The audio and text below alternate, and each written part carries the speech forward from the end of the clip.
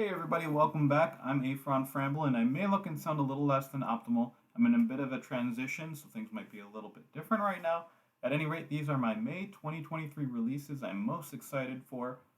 Well, with the first month is here for one of my most anticipated games, A Legend of Zelda Tears of the Kingdom. Nintendo has been releasing a lot of gameplay and other details, but very little story. This is great because even though Breath of the Wild was definitely not very story heavy, we can assume it will be the same with Tears of the Kingdom. There is still big potential for spoilers. Every groundbreaking spoiler so far, mainly that Ganondorf was going to be appearing, has already been released by Nintendo officially. I hope I'm wrong about the story though, as this game could tie in Skyward Sword and other games to wrap up the whole Zelda timeline.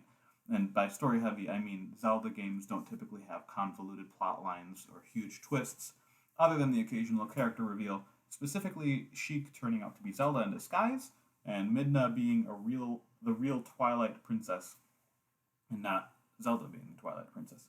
The main draw to Zelda games, especially along the lines of Breath of the Wild, is the gameplay and exploration.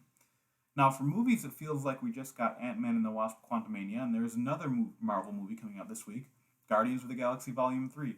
I'm looking forward to this. We're wrapping up trilogies, and some story threads need to tie together and close the chapter on some of these characters.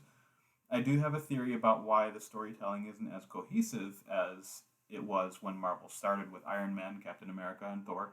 And that's basically that there were no more than 5 separate properties that were standalone movies at a time.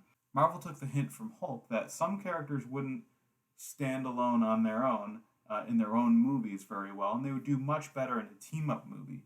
But they seem to have forgotten that with shows like Ms. Marvel and She Hulk, despite quick cameos in She Hulk to be uh, to the point of absurdity, and they even made fun of it in the show.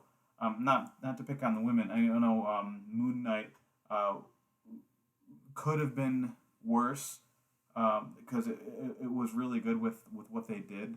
Um, and Oscar Isaac is it was just phenomenal.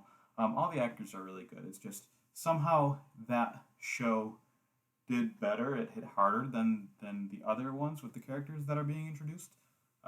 So the Spider-Man team up in No Way Home, Scarlet Witch and numerous cameos in Doctor Strange to beef up the plot. All this is fan service, but when they work it into the story well, it's necessary and it works.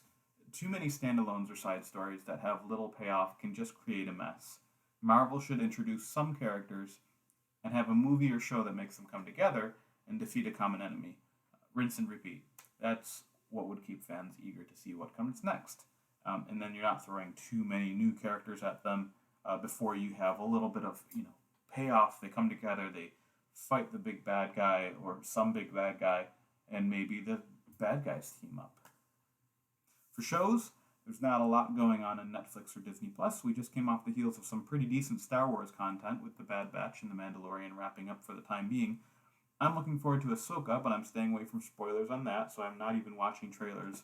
There are some great movies coming up in June, as well as the release of Final Fantasy XVI.